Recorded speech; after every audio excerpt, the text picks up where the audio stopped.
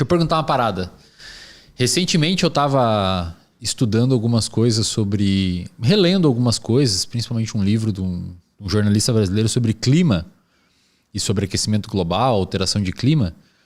E eu tenho uma pergunta que ela vai ser respondida por vocês dois, um em cada área. Por exemplo, a alteração do clima, partindo ali do pressuposto que o ser humano está alterando o clima, que a gente tem bons dados mostrando, isso pode gerar algum tipo de problema fora do planeta? Prazerzão aí, prazer conhecer o professor aqui também. Prazer, legal pra caramba. Cara, então, né? Primeira coisa, né? Que nesse lance de mudança climática, muita gente fala assim, cara, mas tem os ciclos lá, né? Então tem uns ciclos famosos aqui na Terra que chama ciclos de Milankovitch, entendeu? Que foi esse russo aí que ele descobriu que existiam ciclos em que a Terra ficava mais quente, mais fria. Tem ciclos de 50 mil anos, 80, são vários. 200 anos, 500 anos, 50 mil, 80 mil. Tem gente que descobre ciclos até hoje. Aí o pessoal fala assim, mas esse negócio não pode ser o ciclo. Aí é o seguinte, cara. Quem trabalha nessa área conhece esses ciclos. E a primeira coisa que a gente faz quando a gente vai processar os dados referentes a clima, logicamente é o quê? Tirar o ciclo. Claro. Que a gente não quer a parte cíclica, a gente já sabe. A não ser que o seu objetivo seja estudar os ciclos. Aí você deixa eles ali. E aí você tira a tendência. Que é a tendência que a gente vê esse gráfico aí, que desde 1800 e pouco, né, depois da Revolução Industrial, está apresentando esse crescimento muito grande. E aí, respondendo sua pergunta, é o seguinte, cara. Não importa o que o ser humano vai fazer, a Terra vai mudar. Já mudou bastante. A atmosfera terrestre, ela já não é a mesma de quando a gente nasceu aqui, entendeu? E isso é problemático para o ser humano. Para o ser humano é. Agora, para o planeta, cara, o planeta ele é algo muito... A gente muda a atmosfera, dá problema para nós, que somos uma espécie que está aqui há pouco tempo vivendo aqui, que... Aí depois o professor explica aí tudo direitinho. Nós nascemos e evoluímos dentro de um ambiente que hoje já não é mais o mesmo. Mas a Terra, cara... vai passar, ela vai esquentar, ela vai esfriar, ela vai fazer o que for e tal. Por isso que a grande questão, né, de todo esse lance de mudança climática é o problema com o ser humano e com as espécies que vivem aqui com a gente hoje. Nós não aguentamos viver num planeta que tiver 2 graus acima do que, em média, do que está hoje, cara. O ser humano não aguenta viver nisso. A gente não aguenta viver com uma quantidade enorme de gases de efeito estufa na atmosfera. Fora todos os outros milhares de problemas que causam. Por exemplo, estamos vendo aí, quem tinha ouvido falar de ciclone no Brasil? Já começou a se tornar uma coisa muito mais frequente. Mudar regime de chuva. Isso, para mim, é uma das piores coisas que pode acontecer, cara. Porque você muda o regime de chuva num estado como Mato Grosso, por exemplo. Ferrou, né, cara? Aí você... não vai mais ter colheita de soja. O pessoal que vive, depende daquilo, vai para onde? Não vai ficar ali. Aí vai para, sei lá, para Floripa, para São Paulo, para Rio de Janeiro, vai migrar. Essa galera, cara, traz um monte de problema que nós aqui não estamos acostumados. Além de um monte de doença que a gente nem sabe. Às vezes tem doença que é marginal, doença que está ali na divisa entre, sei lá, Mato Grosso e Amazonas, que ela está restrita naquele ecossistema, naquele ambiente ali. Aquilo ali daqui a um tempo vem para cá, cara. Entendeu? Então, assim, agora, o planeta como um todo, ele vai alterar, mas o planeta vai continuar vivendo. Entendeu? Agora nós vamos... Mas e tipo, essa alteração que a gente está fazendo na camada de ozônio, na atmosfera, pode gerar eventualmente alguma consequência para o externo? A essa região? Pra fora não. Dificilmente vai. Pra fora não. Tanto que a camada de ozônio foi um negócio que a gente voltou, né? Olha que legal, né? Ninguém ouve mais falar da camada de ozônio. Quem é da minha geração, a gente teve um problema seríssimo com a camada de ozônio. Que o buraco na camada de ozônio, que é cíclico também. Olha que legal. Esse buraco ele é cíclico. O problema é que quando ele fechava, ele não fechava mais, ele ficava aberto ainda. Que era o problema daquele CFC. Lembra daquele gás? O gás que está na geladeira, né, o gás do desodorante e tudo mais. E olha como as coisas podem mudar, cara. Na época fizeram uma campanha gigantesca para meio que abolir o CFC. Ele foi meio que abolido e a camada de ozônio voltou ao normal. Entendeu? Então, dá pra gente tomar atitudes que vão melhorar a situação. Mas aí o professor pode continuar aí. Posso pegar um gancho? Claro, uma outra história claro. que é paralela a essa, que é legal, lá da década de 80 também, questão de baleia. Estava naquele desespero que as baleias se extintas, essa coisa toda mudou. Hoje está cheio de baleia. Então, uma série de problemas, né, que eram realmente centrais ali, década de 80, começo da década de 90, foram resolvidos. Né? Então, a gente consegue resolver algumas coisas. Né? Então, acho uma coisa interessante, assim, né? Fazendo só um paralelo. E em termos de animais, professor, por exemplo, o clima, ele favorece migração... ele gera algum tipo, ele torna previsível comportamento em massa de animais, que isso pode eventualmente prejudicar e dar um problemão. Uma coisa que eu vejo recentemente acontecendo é o azeite de oliva, tá bem caro, não sei se a galera percebeu, mas o azeite de oliva hoje tá caro pra caramba. E isso se dá devido a uma seca inesperada que aconteceu, acho que na Espanha, em algum lugar onde plantam muitas azeitonas, etc., que é utilizado para fabricar, e subiu o preço. Então, tem consequências que a gente já está vivenciando. Por exemplo, alguns vinhos específicos não poderão mais ser produzidos porque não chega na temperatura específica. Mas e os animais, cara? Existe algum tipo de cálculo que o pessoal prediz que vai acontecer por conta do aumento da temperatura e relacionado aos animais? Então, vamos lá. Além de nós, humanos, né? Dá um monte de problema, como o Sacani citou. Muito bem. Vamos começar de planeta, pegando um gancho aqui no que o nosso Sacani falou muito bem. Então é o seguinte, Terra já esteve mais quente do que está hoje, tá? Lá no Paleozoico, vai estar mais quente daqui a algumas centenas de milhões de anos, né? Falamos sobre isso também no outro episódio. Então, o grande problema dessa questão de mudança climática, especificamente de aquecimento global, não é tanto o dado bruto da temperatura, 1 grau a mais ou 2 graus a mais, é a taxa. É a velocidade em que essa temperatura está subindo nos últimos 100, 150 anos. Em relação aos ciclos de Milankovitch, o que nós estamos passando agora? A gente está passando por um período que a gente chama de interglacial. Isso. Perfeito? Então, há 12 mil anos, nós tínhamos uma temperatura muito mais baixa, era o final do pico da última glaciação, muita água congelada em cima dos continentes. Isso fez com que o mar tivesse 130 metros, em média, abaixo do nível que ele está hoje. Houve esse aquecimento, né, e foi justamente nesse período, inclusive, né, que Homo sapiens, que humanos, né, conseguiram, né, vir da Eurásia aqui para a América. Então, nos últimos 12 mil anos, estamos tendo aquecimento natural por conta de questões astronômicas dos ciclos de Milankovitch, que é a precessão dos equinócios, essa coisa toda.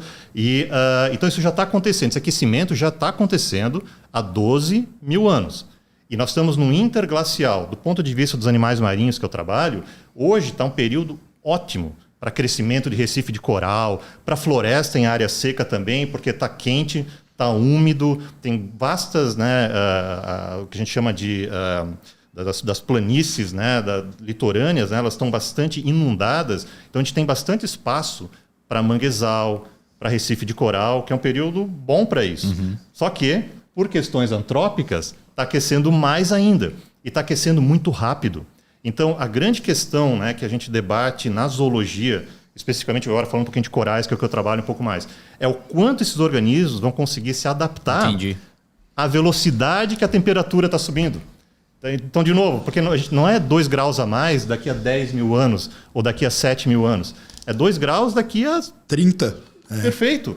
Então, essa é a grande pergunta, né, que a gente tem. O que nós temos são previsões, né, de pessoas extremamente inteligentes, né, que realmente previsões aí de pelo menos uns 2 graus, né, me corrige, Sacani. É isso aí.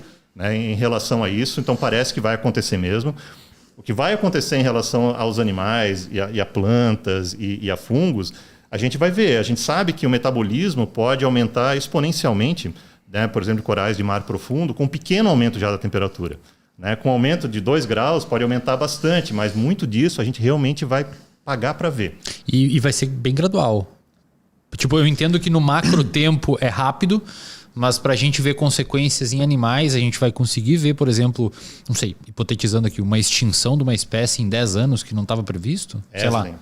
Falando de recife de coral, tem um fenômeno que chama branqueamento de coral. Isso aí é famoso, está acontecendo. O coral, ele forma o recife porque tem um animal, que é o coral, e tem uma alga que vive dentro dele, chamada dinoflagelado, é um endosimbionte, vive dentro da célula do coral. Essa alga não tolera muita variação de temperatura. Então, grandes eventos de branqueamento de coral, até a década de 80, 90, eram relativamente raros. Agora, cada poucos anos, tem eventos em massa de branqueamento de coral. O que é o branqueamento? É quando o coral perde essa alga. Essa alga é fundamental para fazer fotossíntese nessa relação endossimbiótica com o coral. Uma vez que ele perde essa alga, ele não morre de cara. Mas se a temperatura da água do mar se mantém alta por questão de algumas semanas ou um período um pouquinho maior, aí o coral morre também. É mais sensível. É mais sensível. Isso já está acontecendo, Ezra. Olha só, cara. Isso, nos últimos 10, 15 anos, a frequência de branqueamentos em massa aumentou consideravelmente. Então, nós já estamos nesse processo. A pergunta, do ponto de vista científico agora, que a gente não tem a resposta ainda, é como e se esses animais vão se adaptar a isso. O que a gente acredita, no caso de corais, é que corais ramificados, que crescem mais rapidamente, talvez se deem melhor nesse cenário do que corais mais robustos, que crescem mais lentamente. Seria por uma diversidade de capacidade de adaptação, por probabilidade mesmo? Perfeito. Então, talvez alguns, né? Imagina que um coral venha a sofrer bastante.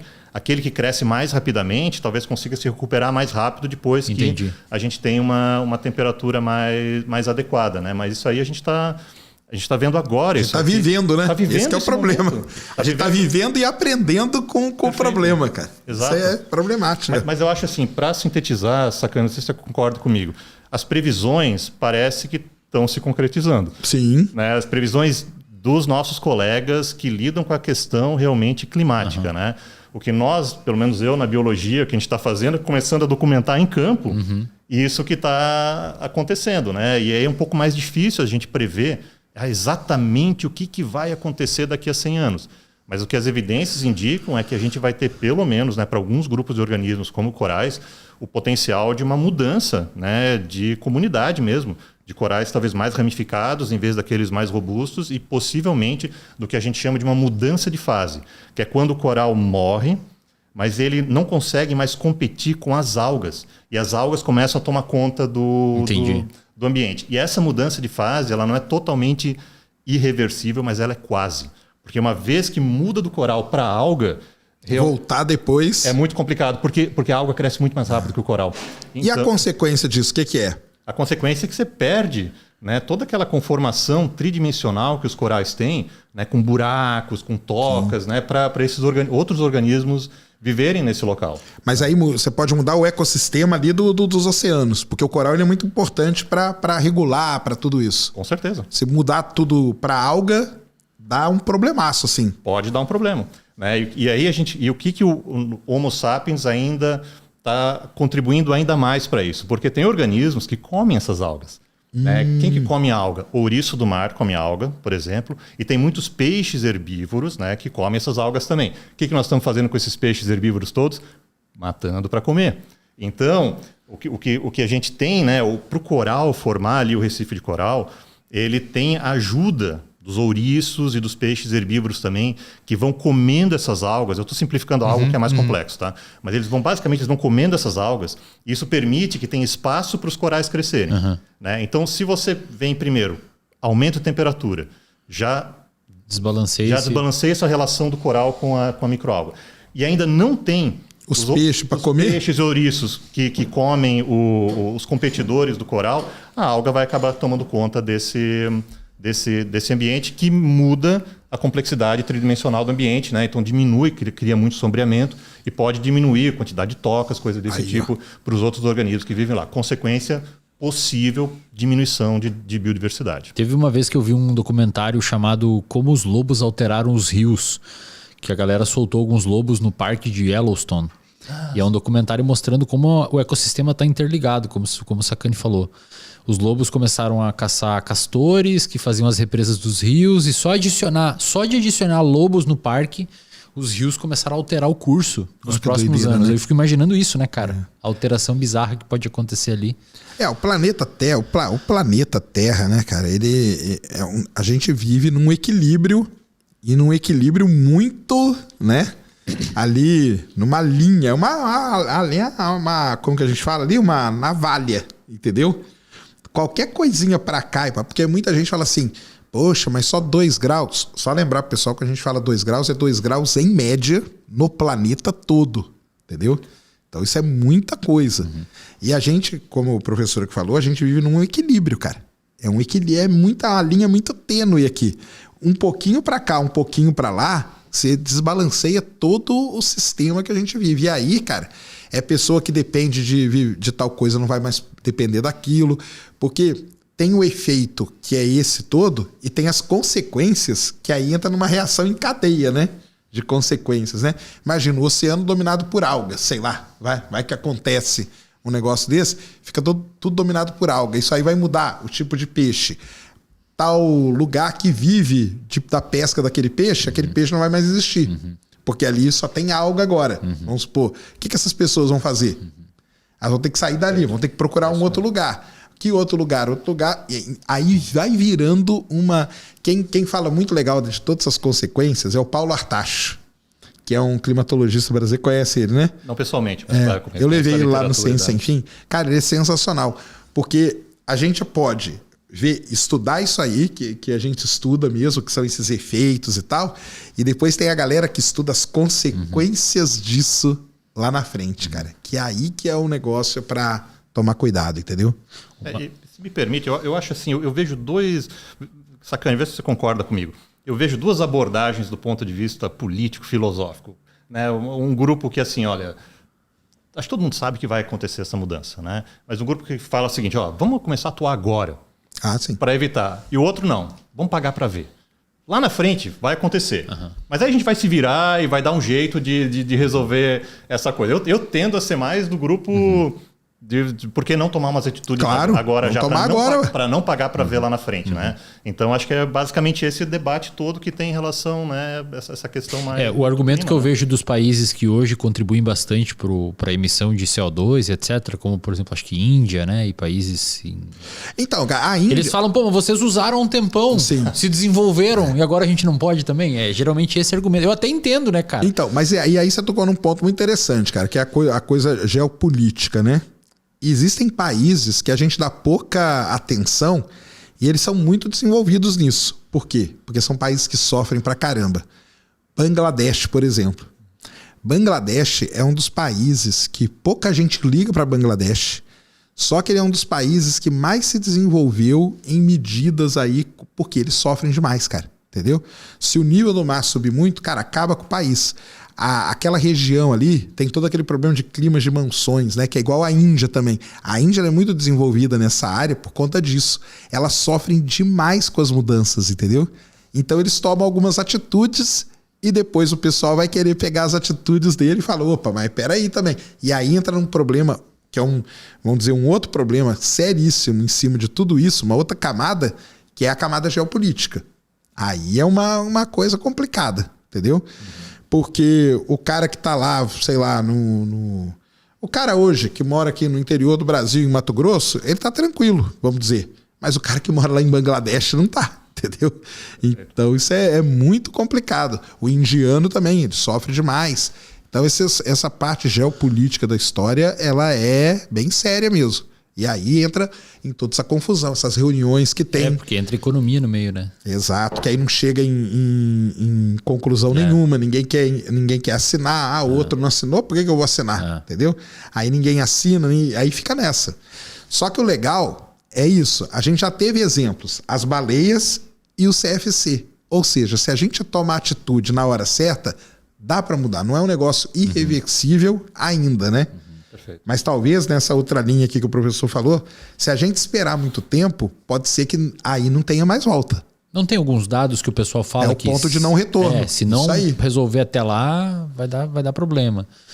As projeções... E o que é legal, assim, é que mesmo que essas projeções todas não se concretizem, por que não diminuir emissões? Por que não ter um ar melhor para gente respirar? Claro. Sabe? Então, assim, não é só pensar no médio e longo prazo, que é o que todo mundo deveria pensar na geração dos nossos netos e netas, mas dá para pensar na nossa geração também, né? Da gente ter um ar melhor, a gente meio que resolve não só um problema de mudança climática, dessa questão, né, de aquecimento, mas melhora a vida das pessoas também, né? Se a gente tiver menos emissão. É o que a China fez, né, cara? A China, ela, nesse ponto aí, ela pode falar que ela é um exemplo, entendeu?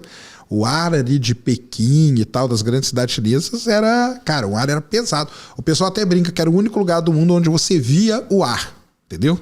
Outros lugares você não via, lá você via. E eles foram pro lance lá de mobilidade elétrica, entendeu? Então trocaram a frota lá, pelo menos de ônibus e tudo elétrico, não sei o quê. Hoje já tá bem diferente. Então é aquele negócio, tem que ter interesse, né? Que é importante também. Tem que resolver toda essa questão aí geopolítica, que é um negócio complicado pra caramba. Tem lobby de muitas empresas também por trás de tudo isso, entendeu?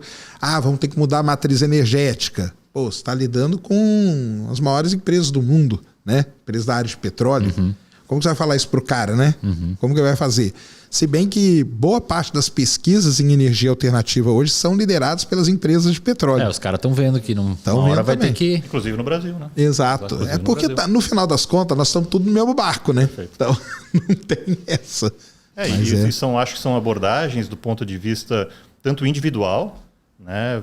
Você como indivíduo, uma mudança assim, né, de atitudes, mas não tem como fugir dessa questão coletiva. Não tem como. Tem que ser política mesmo de Estado para realmente ter um E quando se fala de globo, tem que ser política de vários estados olhando para o mesmo lugar, né, cara? Isso é o mais difícil de todos. Exatamente. Isso é o mais difícil. Com ideologias distintas, culturas distintas. Mas eu acho assim, eu tenho uma visão até um pouco mais otimista, falando 2023 agora. Parece que tem uma certa sinergia de alguns países, pelo menos. Parece menos que a gente gostaria, óbvio. Né? É. Mas assim, eu acho que há luzes aí no fim desses túneis aí. E essa parada que você falou ali, professor, dos recifes de corais, você comentou que eles são importantes para fazer fotossíntese.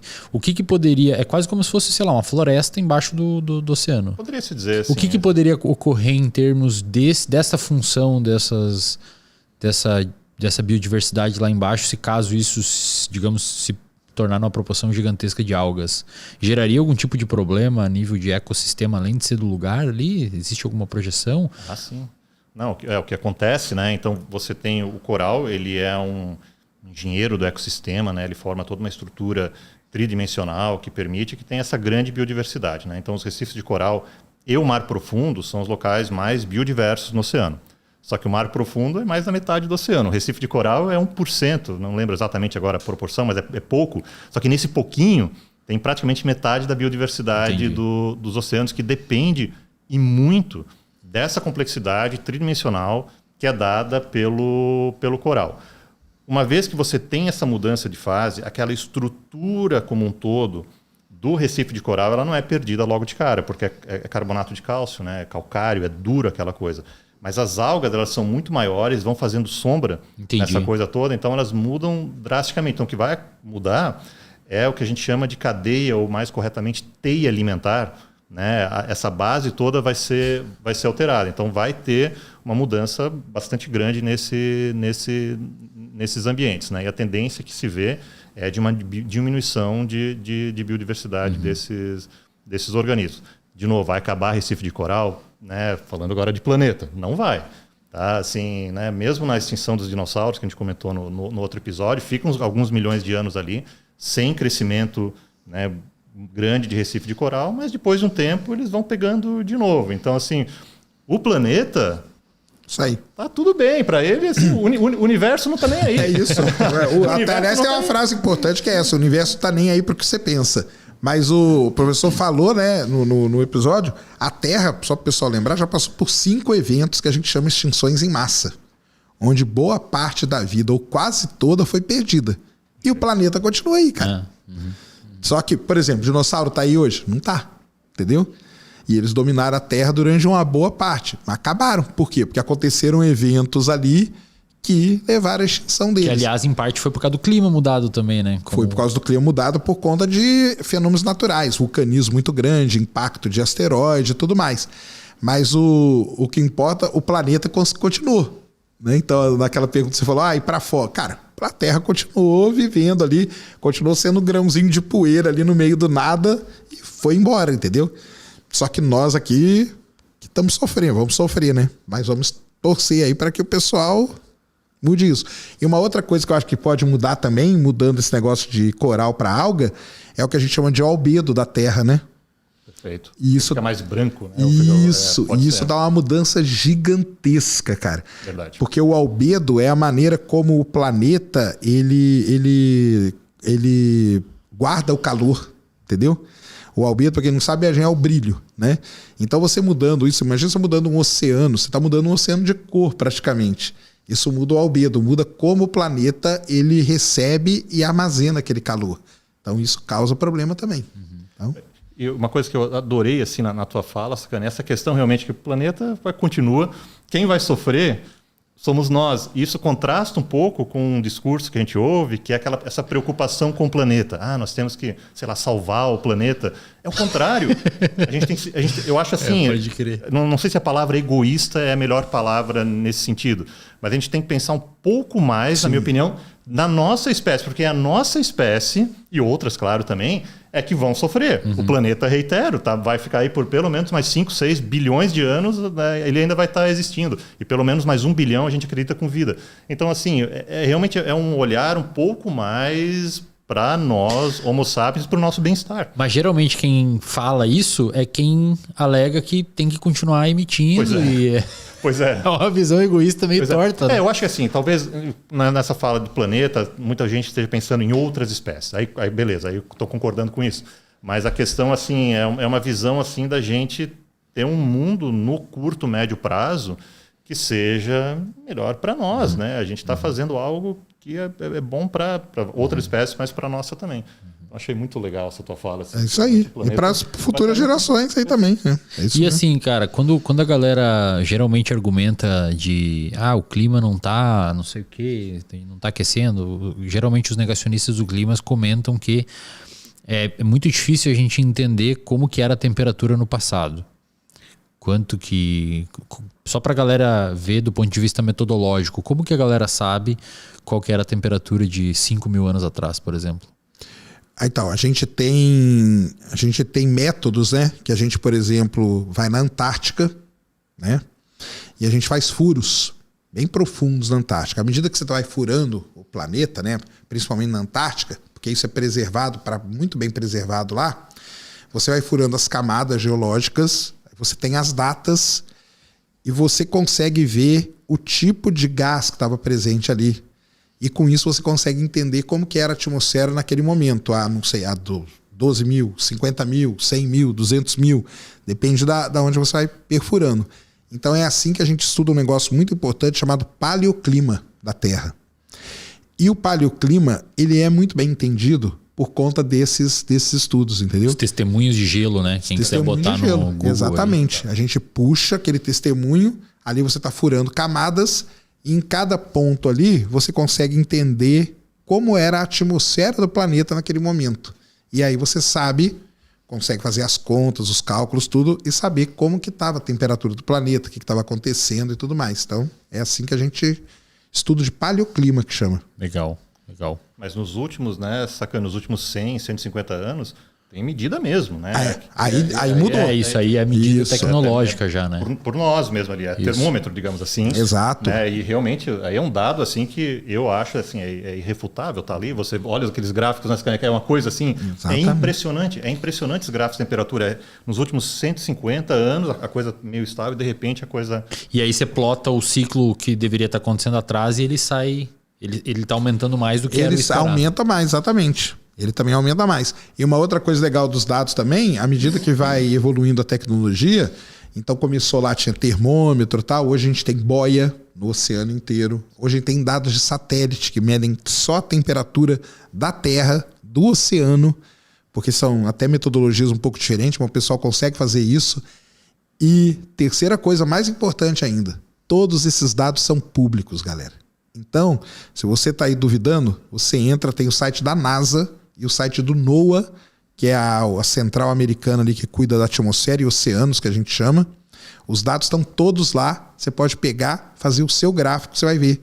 Porque muita gente fala assim, o pessoal fica manipulando os dados. Cara, o dado é público, cara. Qualquer um entra lá, pega e faz o que quiser, entendeu?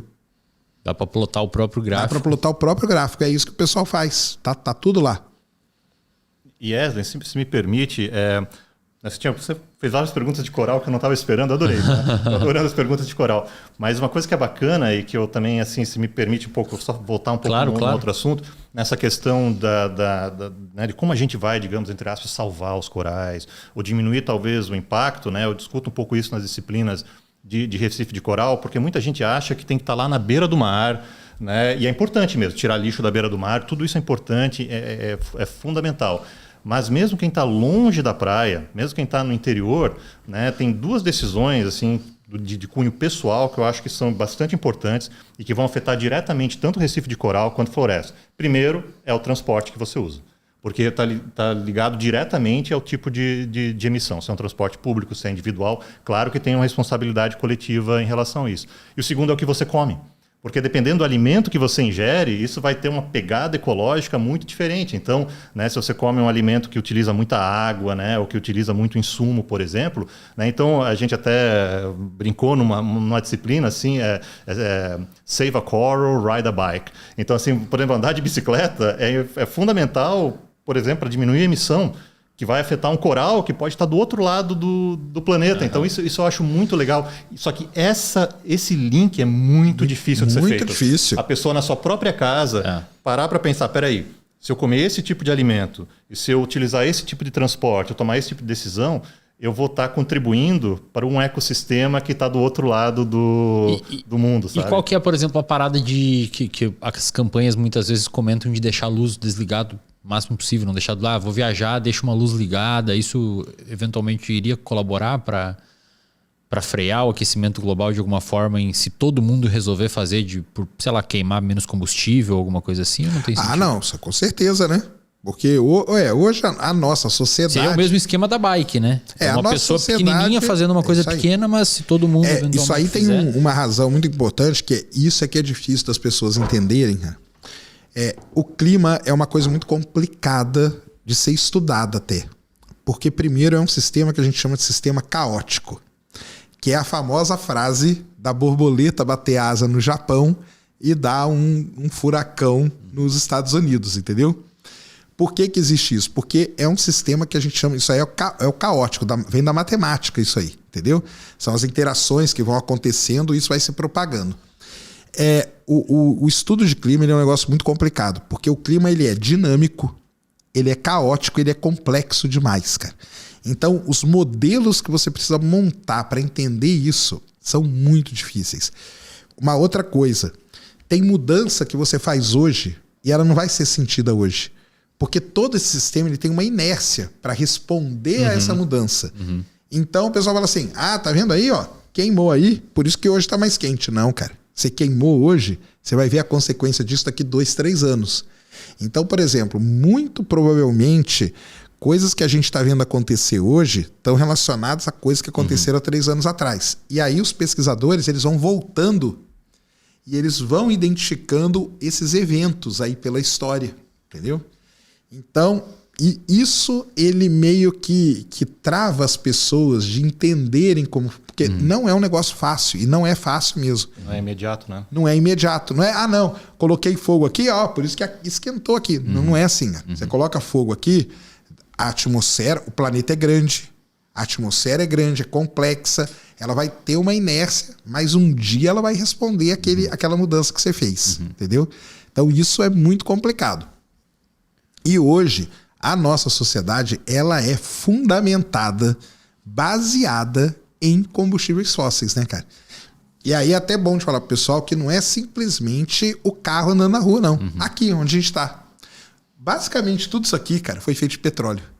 Quase tudo isso aqui. Ó. Esse cabo aqui é um derivado do petróleo. Isso é difícil saber, cara. Isso é muito difícil saber. Então, a gente tem uma dependência muito grande de tudo isso. Entendeu? É muito grande mesmo.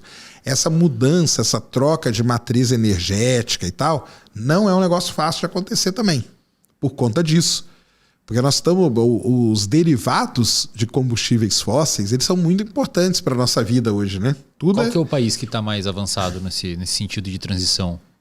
Cara, eu acho que a China deu um avanço muito grande, porque eles sentiram na pele esse problema do ar lá deles, né? Então eles conseguiram mudar boa parte da frota para carro elétrico e tudo mais, e aí você reduz. Se você muda a frota, por exemplo, transporte... Até lá em São Paulo começaram a testar ônibus todo 100% elétrico. Isso aí já vai dar um alívio, cara. Porque você tira aquele monte de ônibus jogando aquela quantidade imensa de gás ali, já ajuda pra caramba, entendeu? Então, nesse caminho aí, é interessante. Aí você tem... É porque a gente fala de andar de bicicleta, né? Aí o pessoal fala, cara, não dá para comparar muito o cara que anda de bicicleta em Amsterdã com o cara para andar de bicicleta aqui no Rio de Janeiro. Verdade. Precisa do poder público. Precisa ter ciclovia. Precisa ter uma... Ciclovia, não ciclofaixa, ciclovia decente. Exato. Buffer para os carros aí, para estimular esse tipo de muito coisa, mais complicado, exatamente. Sim. Mas a relação é essa aí, cara. Entendeu? Então, com certeza... Quer uma história muito legal disso aí? A terra, antigamente, quando a gente não conhecia o petróleo, tudo era feito com óleo de baleia. Olha que legal. As baleias iam entrar em extinção, cara. Elas chegaram a um ponto ali de que ia acabar as baleias, porque o pessoal descia, vinha pescar as baleias aqui na costa do Chile. A cachalote, né? Que tem aquela cabeçona, aquilo lá é tudo óleo. Pegava a baleia, cara, você não fazia nada com a baleia, simplesmente extraía todo o óleo dela e levava para iluminar. O que salvou as baleias? O petróleo. O petróleo salvou as baleias. O petróleo salvou as baleias, cara. Olha só. Entendeu? Quando se descobriu o petróleo, a propriedade dele e tal, não precisa mais caçar baleia. Deixa as baleias quietinhas, elas se recuperaram, e aí a gente entrou na era do combustível fóssil. Petróleo. Entendeu? Então, assim, alternativas a gente consegue, cara. Seria o que? Vento e tal? Então vamos lá, né? Esse é um problemaço. É difícil, né, cara? um Petróleo problema. parece muito versátil. Energia é um dos maiores problemas que a gente tem na humanidade, cara. Energia eólica. Cara, energia eólica, tudo bem, é legal, mas ela tem seus problemas também. Primeiro, ela muda o ecossistema. Você enfia aquele monte de torre no meio do mar ali, já tem acho que até estudo mostrando que muda. As pás estão matando muito pássaro, cara. Que é gigantesco aquela coisa, né? E tem uma reportagem que eu vi esses dias, cara, de pessoas com problema no ouvido que moram próximo. Também. E também com tontura. Mas por quê? Por causa do barulho. É muito barulhento. Porque tem um barulho meio de baixa frequência que cara, fica ali o tempo todo. Ó. Velho. Não sabia disso. Os bichos... As pessoas reclamam... É coisa que a gente não imagina, né? As pessoas reclamando de tontura... E as vacas, o gado, todo agitado porque fica passando aquela sombra gigantesca no chão e os bichos não sabem o que é aquilo, cara. Olha que louco. Então cria uma mudança no ambiente. Energia solar. É legal, não sei o quê, mas também cria uma mudança gigantesca. Cara, você pega aquelas fazendas solares, né? Vai alterar. Vai alterar de algum jeito. Combustível fóssil, dá problema. Energia nuclear do jeito que a gente tem hoje. Ela é boa até não dar problema nenhum. Porque na hora que dá... É um problemão, né? Chernobyl, Fukushima e tudo mais, né?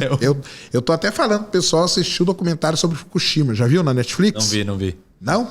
Eu assisti esse aí. Vai ser amanhã, então. A gente acha que tá resolvido e não tá, né? Não tá resolvido. Não tá resolvido. E você viu que o Japão chegou chegou a um trisco de dar um problema sério, né? A um trisco de ter que evacuar 60 milhões de pessoas, cara. Por Entendeu? quê? Porque chegou perto. Qual que foi a ideia? Porque, cara, aquele negócio ali, ele ia dar isso pro cara. Ia começar a vazar, Você não tem controle daquilo. Quando dá um meltdown, assim, quando a coisa... É a física atuando ali, e você tem que tentar tampar de algum jeito. Eles tiveram sorte porque começou a chover. Eles tiveram uma sequência de sortes ali que meio que salvou o Japão. Qual que seria? Teria que evacuar o Japão inteiro. Era um pedaço do Japão, que ia dar umas 60 milhões de pessoas, cara. Vai pra onde isso? A 50, 60 milhões de pessoas, imagina. E salvou parte do Oceano Pacífico também, tá? Porque essa coisa ia vazar, vai pro mar, né? Na beira-mar ali, Fukushima. E muito vazou, tá? Teve uma radiação. Sim, vazou. Mas podia ser muito mais, né? Podia ser muito mais. Então, energia nuclear tem isso. Ela é boa até o ponto que dá um problema. Eu vou falar o que eu sou defensor, cara. E aí não tô sozinho, não, porque o Artacho tá comigo nessa e o presidente do CNPq também. Pô, eu quero trazer muito o Artacho aqui. Traz, cara. Ele é muito bom, cara. Ele é muito bom. Eu quero muito E o presidente do CNPq também, o Galvão, entendeu? Legal. Eu conversei... É o Ricardo Galvão? É. Legal. Eu conversei com eles e a conclusão que nós chegamos, cara, é que a fusão nuclear é que pode salvar o planeta, cara. Entendeu? Vamos fazer um sol, então. É, isso mesmo. É isso aí. Porque a fusão, cara, ela é uma energia limpa pra caramba e ela não pode dar um problema, ela não tem o que vazar, né? Você não tá quebrando o átomo, você não tá...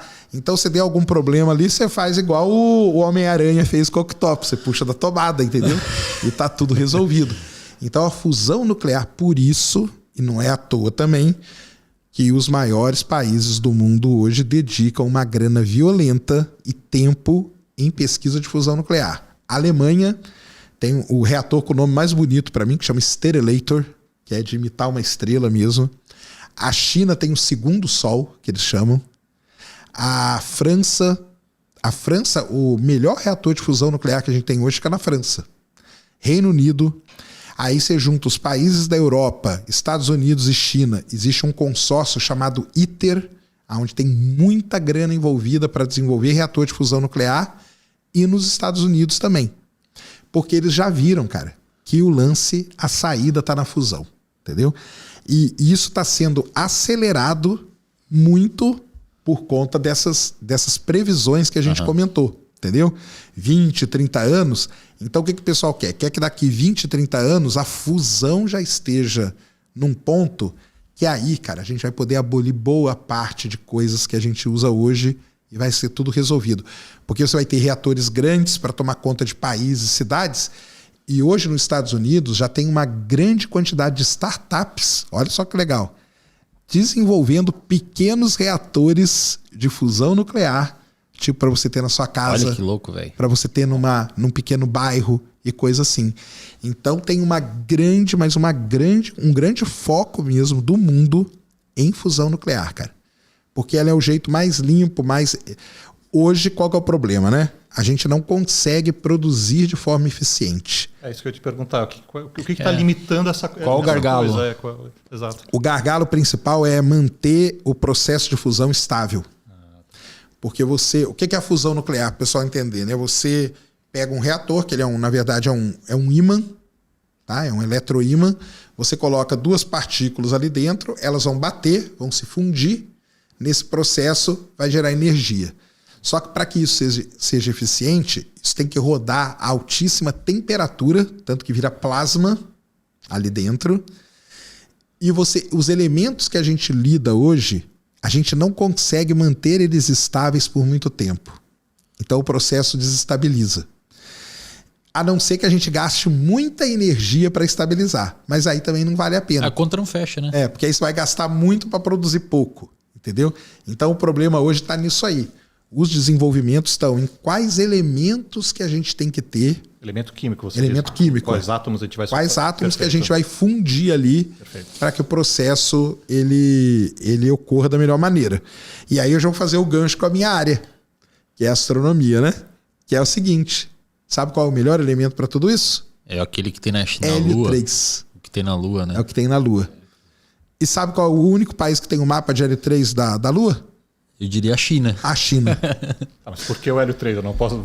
Por que o Hélio 3? Então, porque nesse processo de estabilização, hoje a gente usa trítio. Tá? A gente não consegue manter aquilo ali estável por muito tempo. Ele desestabiliza e pronto. O Hélio 3 ele se estabiliza. Então, ele manteria o processo de fusão estável a ponto da gente conseguir ter o superávit de produção de energia. E aí tava tudo... Mas isso está na parte da teoria, nos cálculos, ou já fizeram um experimento para ver que ele estabiliza mesmo? Ou é um cálculo? Isso aí simulações e tudo. O Hélio 3 tem na Lua, a gente tem que pegar ele de lá e trazer pra Terra. Ninguém pegou um pouco de Hélio 3 ainda? A China pegou um pouquinho, cara. A China pegou um pouquinho. E eles testaram, será?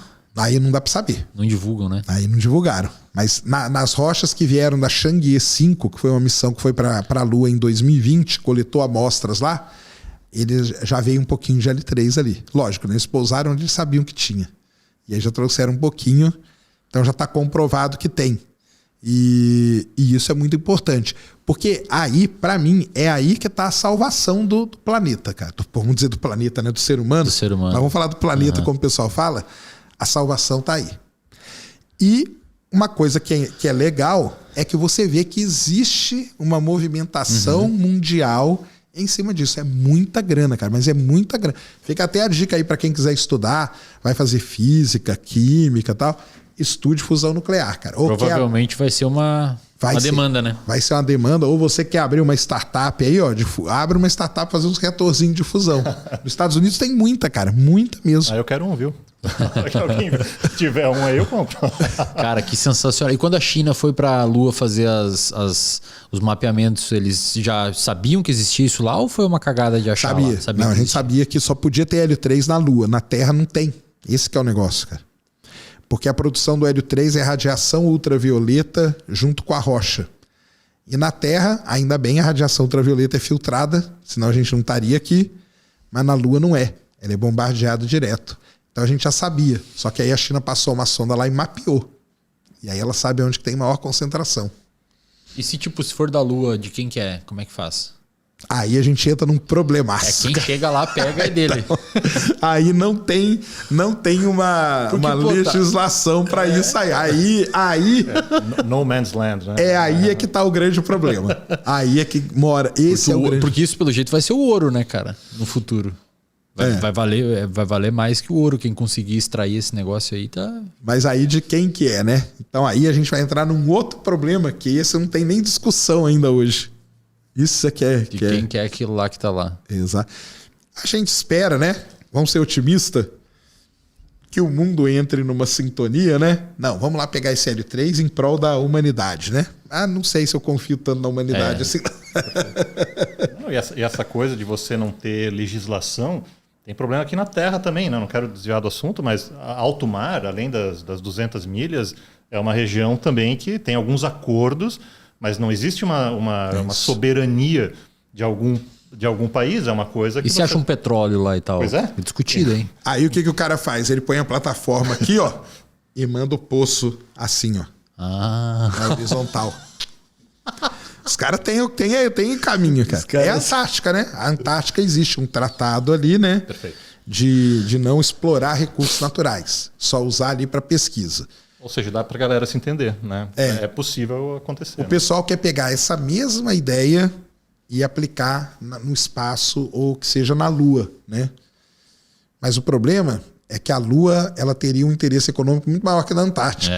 Tá louco. Então aí, Consegue fazer isso esse é um problemaço, cara. E seriam diversos tipos de critérios seriam diversos níveis de exploração econômica, desde propriedade intelectual de quem está fazendo esse reator, até a capacidade de transformar esse hélio 13 em um produto para colocar ali dentro, a forma que for colocar, abre um leque gigantesco de interesse global.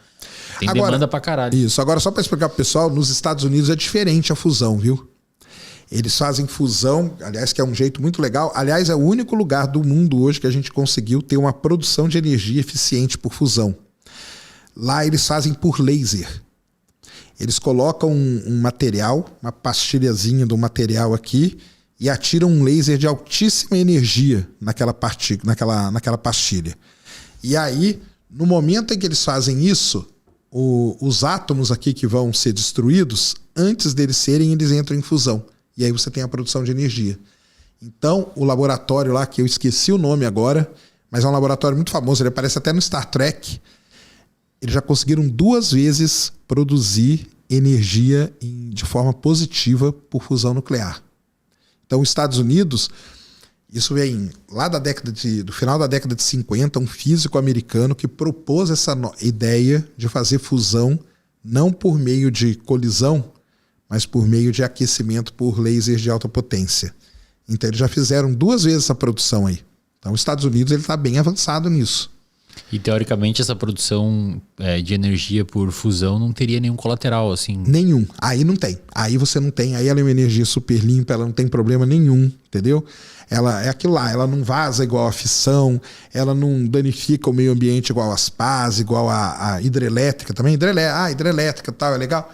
Cara, mas vai construir uma hidrelétrica. Você inunda não sei quanto, você muda curso de rio. Socialmente também tem um impacto bastante grande. Então tem impacto. Todas as formas de energia, menos ou mais, tem um impacto em tudo. E a fusão não tem. Entendeu? Então por isso que é uma aposta muito grande.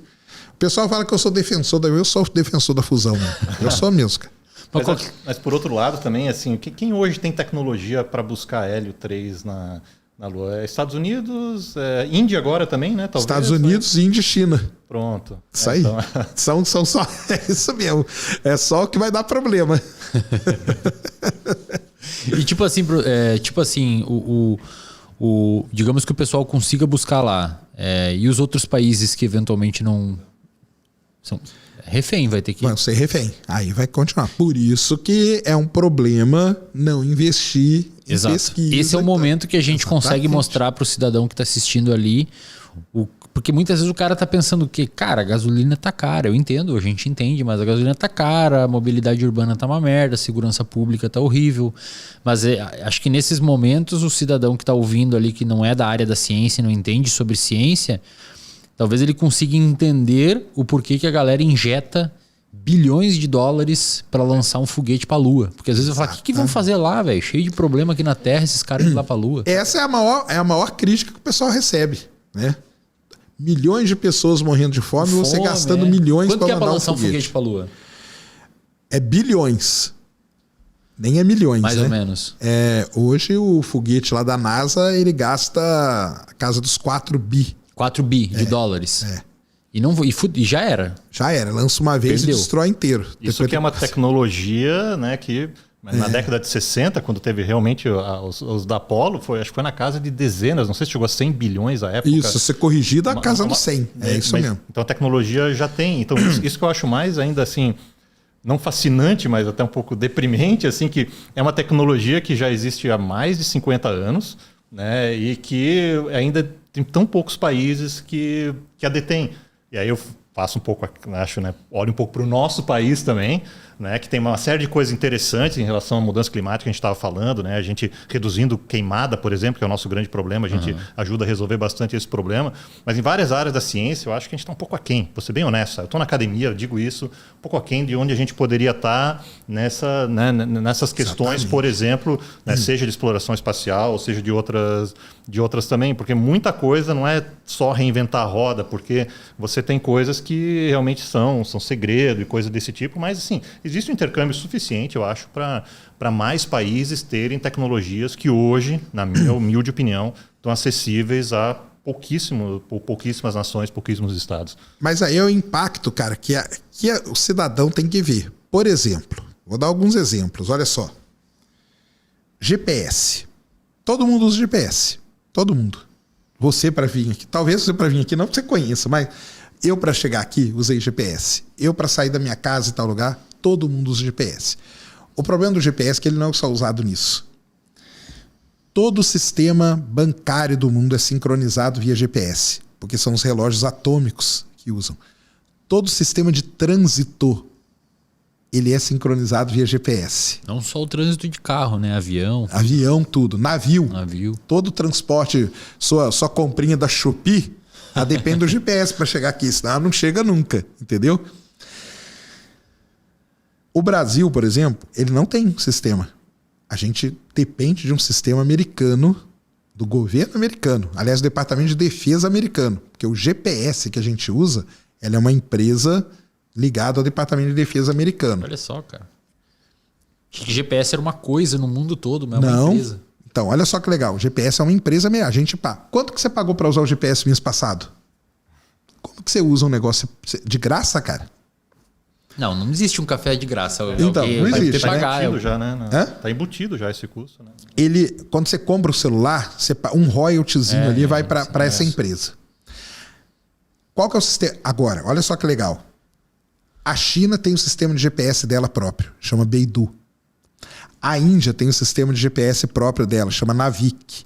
A Rússia tem um sistema de GPS próprio dela, chama GLONASS. A Europa tem um sistema de GPS dela, que chama Galileu, entendeu? Então eu até falo, você for para a Europa, na hora que você ligar seu celular vai aparecer escrito Galileu, é o sistema de GPS deles. Esses países viram a importância de se investir nisso. Nós não vimos. A gente depende de um sistema que é ligado ao Departamento de Defesa americano. Cara, imagina que um dia o cara chega e fala assim, cara, quer saber? Não vou mais mandar sinal ali para vocês, não. A cagada é global, agora. Né? Só em questão de pagamento bancário ferrou tudo, tudo. Não, e o trânsito, né, cara? Então. Imagino, não sei, posso estar errado, que eventualmente até não sei, sinaleira e tal seja vinculada. Isso, Imagina desligar, cara. Sinaleiras do nada para de funcionar. As sinaleiras são todas sincronizadas por GPS. Exatamente. Acidente pra caramba. Isso aí. Um avião lá. Então, isso que eu tô falando desse negócio. Fora toda Eu fiz uma apresentação há 3 semanas atrás e mostrei esses dados, cara. 99% da produção de petróleo do mundo depende de GPS. 85% da mineração no mundo depende de GPS. E mais de 75% da agricultura depende de GPS hoje, porque é agricultura de precisão. Então acabou isso. Cara, é caos mundial. Nós não investimos em nada disso. Aí vamos pegar um país, cara, que é sempre bom a gente dar de exemplo, que ele é tão problemático quanto o Brasil, que é a Índia. A Índia é pobre pra caramba. Tem gente passando fome pra caramba. Hoje a Índia tem mais gente do que a China. Ela passou a China em população.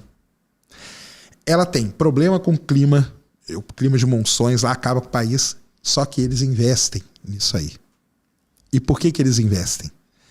A Índia teve um problema seríssimo de fome, aonde boa parte da população era morrendo de fome. Por que eles conseguiram recuperar?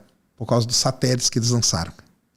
O satélite, ele mapeia, ele vê aonde que é melhor você plantar determinado tipo de cultura. Chama agricultura de precisão isso. E isso salvou o país. A Índia, ela ia morrer de sede, cara. Eles não tinham água potável para beber. Os satélites que eles lançaram identificaram as fontes, os lugares aonde você poderia tirar água, salvou o país, cara. Entendeu? Por isso que quando a Índia... Por que eu tô pegando a Índia? Porque é um país pobre igual, né? Muito, acho que talvez mais pobre que o Brasil, mais problemático que o Brasil e tudo mais. E eu acho que no PIB a Índia é o 7º, o Brasil é o 9º. É uma coisa assim. Então, ou seja, é um país bem equivalente. Quando a Índia pousou na Lua agora, a população estava comemorando como se fosse final de Copa do Mundo. Que legal, cara. Tá merda. E aí, por conta de tudo isso, aí vem a parte da política de governo, né? Lá na Índia, a criança no ensino fundamental, ela já tem matéria obrigatória de exploração espacial. Para colocar na cabeça da criança, cara, o que você está vivendo aqui hoje, boa parte dependeu de todo esse investimento, que aí muita gente fala que é gastar dinheiro fora, mas de todo esse investimento que a gente fez nesse setor para poder ter o país do jeito que é hoje, entendeu? Então isso aí é muito interessante. E o triste para o Brasil, que o Programa Espacial Brasileiro começou na mesma época que o indiano, cara. Nós começamos junto ali, entendeu? E hoje, quando a gente vai lançar um satélite, a gente paga para quem lançar? Para a Índia. Olha só. O Amazônia 1, a gente pagou para a Índia lançar para a gente.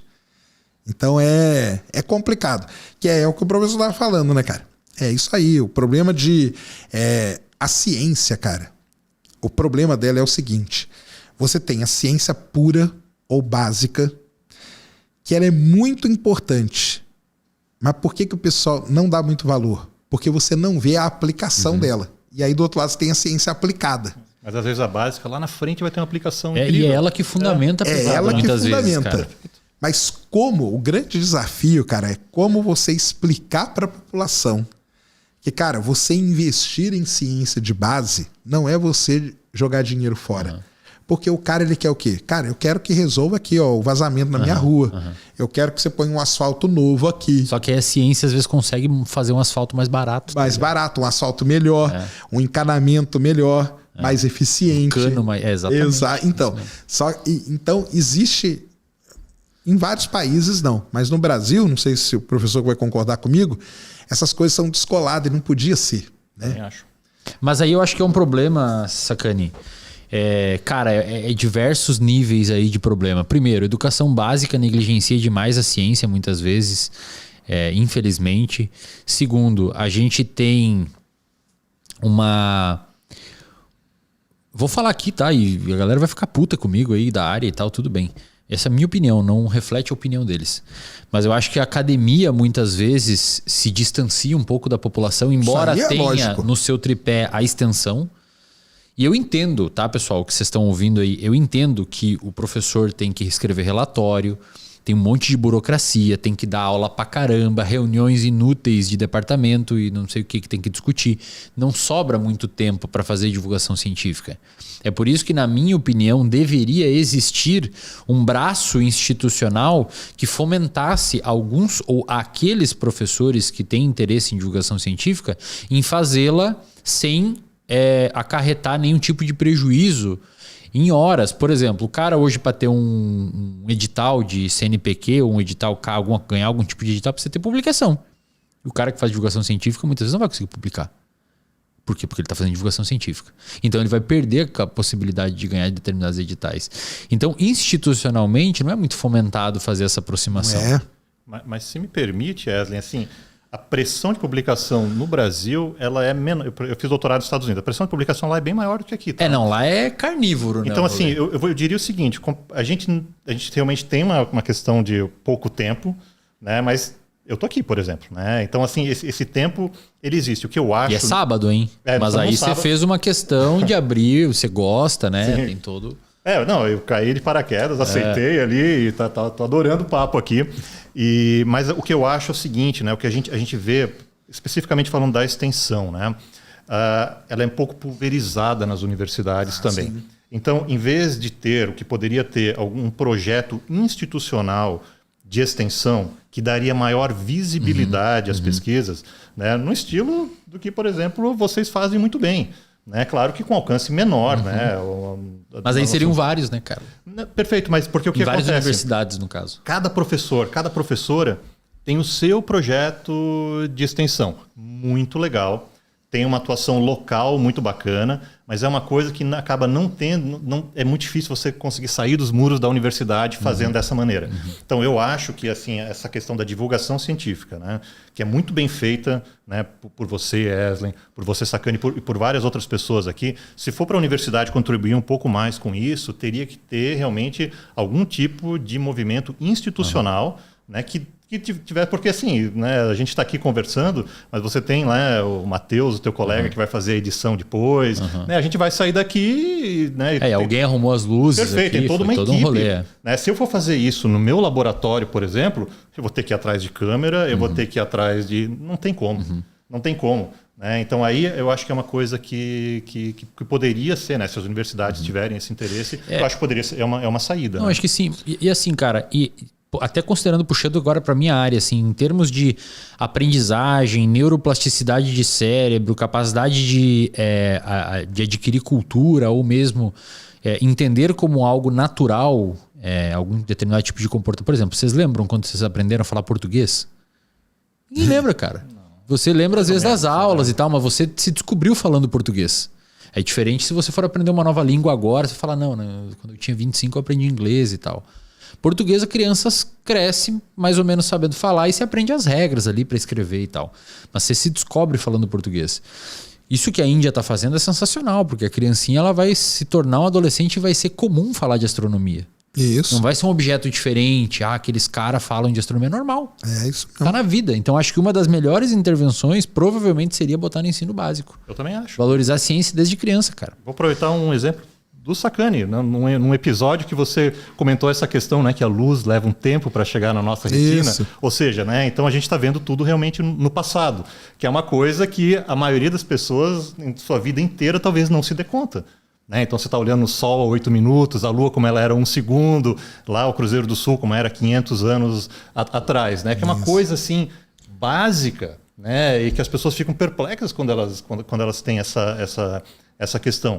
Mas aí, puxando o gancho para o Richard Dawkins, que a gente comentou um pouco no outro episódio, ele tem um livro assim que é mais de divulgação, para pessoas mais jovens, chamado A Magia da Realidade. Olha o título do livro. Esse livro é sensacional. A Magia da Realidade. Porque se você realmente começar a questionar a realidade, por exemplo, que a gente está vendo tudo no passado, né, é uma coisa que já dá um baque em você. E assim, a realidade, ela é, na minha humilde opinião, ela é mais mágica do que qualquer ficção que possa ser inventada legal, cara. Por Homo sapiens. Mas legal. Assim, se você não estimular uma criança, um jovem a ter esse pensamento, é muito difícil que essa pessoa vá ter. Porque essas sacadas, imagina, levaram 100 mil anos para Homo sapiens ter essas sacadas. Então, pela evolução cultural, acho que cabe a nós, né, integrar isso um pouquinho mais, né, na minha humilde opinião, justamente no ensino básico. Eu concordo plenamente contigo, Wesley. E são cérebros ainda naive. Perfeito. Ingênuos, entre aspas. E são cientistas natos. É só estimular, cara. Tu não vai precisar quebrar barreiras. Sim. Porque uma coisa é tu quebrar um cara que já ouviu diversas vezes que é inútil esse tipo de exploração espacial e lançar foguete. Sim. É isso mesmo. Pô, aí tu tem que desconstruir. A trabalheira é gigante. E tem até, cara, alguns estudos. Eu fiz uma aula pro RD esses tempos sobre como convencer alguém a mudar de opinião. Até dando algumas dicas de divulgação científica. Tem alguns estudos que tentam monitorar esses efeitos e eles mostram que depois que uma determinada informação chegou no interlocutor, a depender do nível de criticidade dele, nunca mais volta ao basal, cara. Tá ligado? A pessoa nunca mais deixa de acreditar naquilo. Um exemplo talvez emblemático seja as vacinas. A galera ouviu o bagulho que tem associação com autismo e mesmo com todas as outras evidências mostrando e blá blá blá, isso, né? Ela não quebra. Isso. E às vezes eles tentam monitorar nos artigos bem massa. Eles veem que você pode até reduzir o efeito de acreditar naquela desinformação, mas não volta ao basal, cara. A pessoa fica num será, talvez, e só falta alguém botar um pouquinho de novo ali, ela volta a acreditar nessa desinformação. É isso. Então tem que ser desde cedo, cara. Desde cedo. Não, tem que ser desde cedo. E aí a gente entra em vários outros problemas, né? Por que não é, né? Por que não é? Por que não é? Não, porque toda criança ela gosta de ciência e tal. Uma hora se perde. E aí tem vários problemas. O sistema também, né, cara? Que o professor tem que ir lá e dar aquela aula ali que tá na apostila. O professor também tem que dar aula, sei lá, quantas horas por dia. O cara também vai, cara, agora você quer o quê? Que eu ainda seja criativo, entendeu? Então aí tem vários problemas. Na questão aí da universidade, o que comanda a nossa vida aqui de pesquisador aqui no Brasil é um negócio chamado currículo Lattes, tá, pessoal? Aliás, você pode até pegar o meu, é tudo aberto aí, é tudo disponível, aí você pode entrar lá e ver. Hoje no Lattes já tem uma pequena pontuação se você faz divulgação científica. Você já coloca ali e aquilo não conta tanto, porque o Lattes é um sistema de pontuação, né? Vamos dizer assim, resumir bem. Você já ganha uns pontinhos. Hoje já tem projetos, pelo menos lá no estado de São Paulo, da FAPESP, né? Que é a fomentadora de pesquisa lá, que ela já abre para dentro do projeto, você tem que já deixar claro como que aquela sua pesquisa vai ser divulgada. Como que a população vai ter acesso a isso que você está fazendo. Legal. Entendeu? Então eles já estão tentando. Não devia ser forçado. Mas, cara, quando não foi forçado, ninguém fez. Então o que force a galera a fazer? Entendeu? Então, isso tem pessoas que falam que é meio que decisivo. Entendeu? Eu vou fazer um podcast. Eu vou fazer uma série de vídeos para divulgar. Eu vou escrever que seja um livro, entendeu? Eu vou criar aqui uma equipe de... Como que a gente chama? De relações públicas, né? Tipo assim, blog, né? A cada mês tá colocando aí em jornais o que a gente tá dizendo. Então, dentro dos projetos hoje de pesquisa que se submete, tem que ter esse capítulo ali, essa parte, entendeu? Como que você vai divulgar a sua pesquisa. Porque isso é um problema. No Brasil é muito complicado, né, cara? E o pior de tudo, sabe o que é? É que dentro das universidades tem coisa muito legal sendo feita. Demais, cara. O tempo todo. Quem tá fora não faz ideia. Exato, cara. Quanta coisa legal. Inclusive tem uma visão, às vezes, muito enviesada. Acha muita coisa que é falada na mídia não acontece, ou se acontece, acontece muito pouco. E tanta coisa legal que acontece lá dentro. Um dos objetivos do meu podcast aqui, inclusive trazer professores, o professor mal tinha Instagram, o da IA não tem Instagram. O cara fala, marca ele, que injusto, você posta no mar. Eu falei, cara, esse professor não tem Instagram, velho. É assim. O meu intuito é trazer essa galera pra cá, o cara assistir e falar, cara, o cara é professor de federal e não é um vagabundo, como eu li na internet. Não fica tá mamando no Estado, entendeu? É um cara de bom senso, com boa índole, preocupado. O professor que veio aqui, o Alfeu do câncer, o professor Alex do metabolismo, falando, cara, a gente tem que estar tentando contornar para ajudar a população nisso, para ajudar naquilo, porque daí tem o cara pobre lá na periferia que não tem essa condição, a gente quer desenvolver esse outro jeito. O foco é a galera ver um cara, uma pessoa, uma mulher tentando resolver problemas sociais, tá ligado? Não é um cara isolado lá estudando egocentricamente o que ele acha legal. E tem muita coisa. Eu levei lá no Ciência Sem Fim um professor de química lá da USP, cara, o professor Gruber, cara, que desenvolveu o nariz eletrônico, cara, que é um negócio hoje que é usado pelo serviço secreto americano O cara passar com a bolsa assim, o sensor dele já detecta se tem droga ou não, cara. Caramba. O cara tava ali no departamento de química, cara. É isso aí, ele não tem Instagram, não tem nada. Exato, ninguém sabe desse cara aí. As pessoas não sabem, cara. E aí tem esses problemas aí que a gente conversa o tempo todo, né, cara? Que é o lance do professor ali sair dali e vir falar com o povo, né? A gente sabe que tem muitos que nem querem fazer isso. Eu recebi vários não. Tu também deve ter recebido. Então, tem vários que não querem. Por isso que, por exemplo, a FAPESP está forçando a barra nisso. Cara, eu não quero saber se você quer ou não. Você vai ter que fazer, senão seu projeto vai ser aprovado, entendeu? Mas isso é um problema. Eu acho que a pandemia, ela ajudou isso, entendeu? Então, alguns pesquisadores, a Esther Bueno, por exemplo, lá da Faculdade de Medicina da USP, entendeu? Eles viram, cara, que é isso aí que você falou. A informação que chega primeiro, ela ganhou já.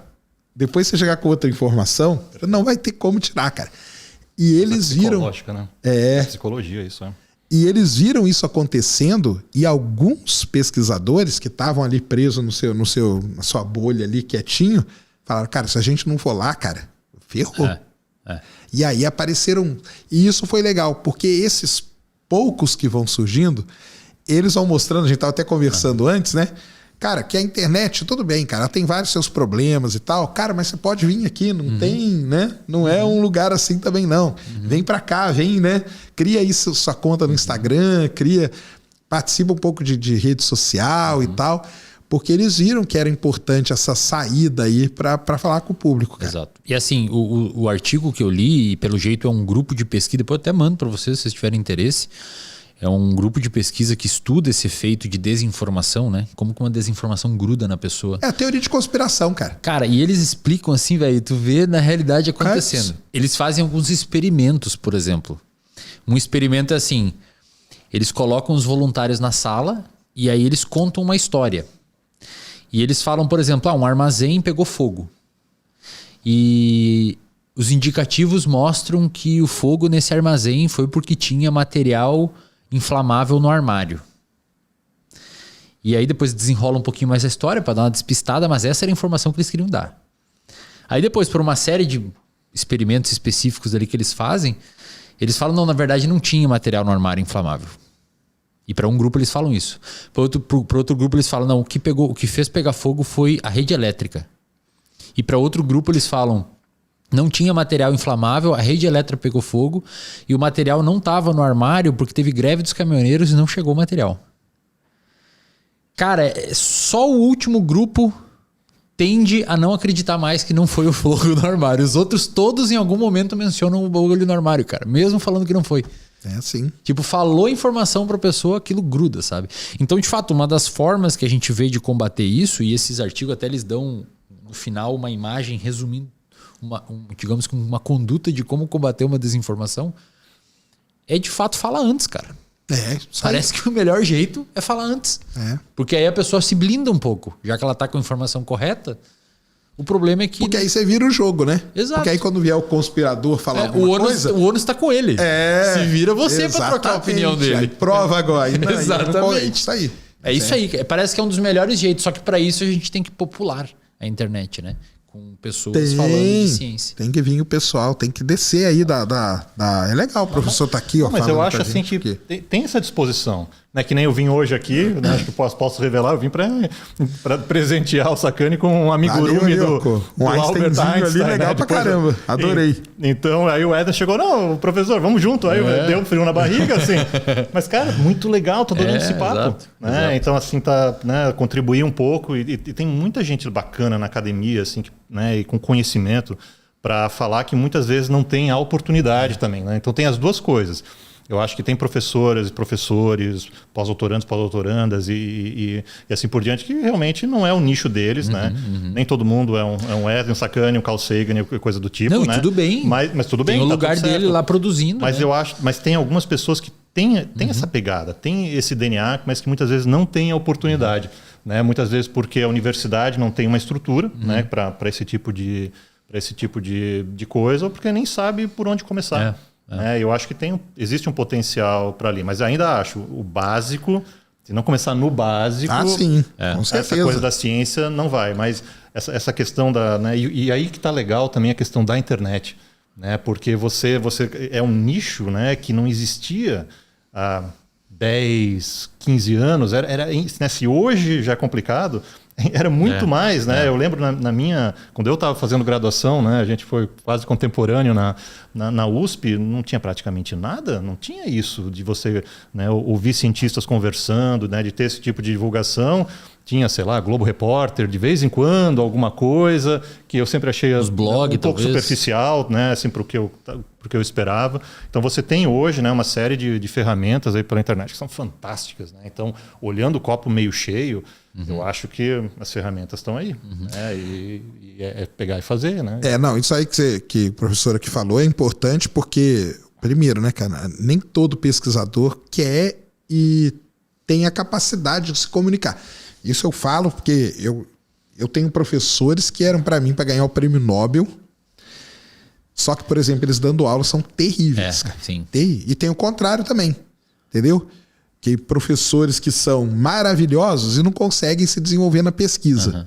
E aí, no caso da comunicação, isso vai acontecer também. Mas aí é de uma universidade, do departamento, ter um grupo que cuide dessa parte, entendeu? Perfeito. Porque o cara não passa ali no departamento de... O senhor aqui é o quê? Biologia?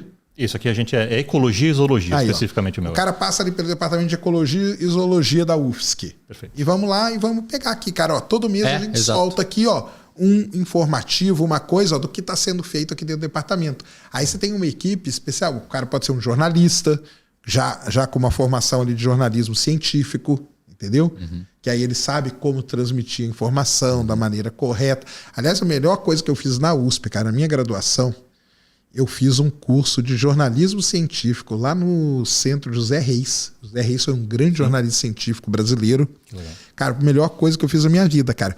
Porque ali os professores ensinavam como transmitir a informação científica.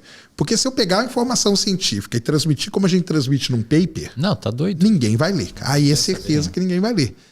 E aí você tem que simplificar, mas não a ponto de você tirar o que é importante dali. Então, os departamentos poderiam ter. Nos Estados Unidos tem isso. Você vai saber melhor que eu, né? Nos Estados Unidos tem isso. Os departamentos ou a universidade, ela tem um setor ali que faz os famosos press releases. Por que a gente lê press release, cara, da Universidade de Chicago, da Universidade de Michigan, Harvard, tem vários. de Harvard? Por que a gente não lê um press release da USP, por exemplo? Né? Verdade. Então, você não precisa o próprio pesquisador ser esse cara, mas você põe uma equipe ali para poder fazer esse trabalho. E se esse negócio comer... A Unicamp tem um lugar lá na Unicamp que chama LabJOR, que faz esse trabalho. A USP tem também. O jornal da USP ele é muito bom. A revista também, né? A revista FAPESP. Excelente, aliás. Né? Então, isso são iniciativas muito legais. Só que, por exemplo, uma revista FAPESP, ela ainda fica presa dentro do meio acadêmico muito, né? Ela não chega na população, entendeu? Mas tem...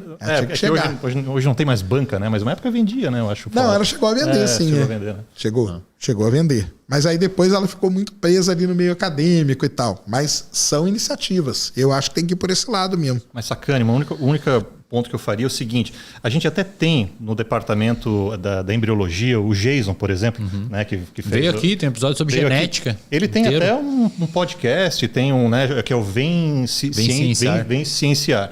Mas quando fica no departamento, eu ainda vejo assim, ele é um tanto limitado se você quiser entrar na rede. Eu ainda acho que a gente precisa pensar como universidade.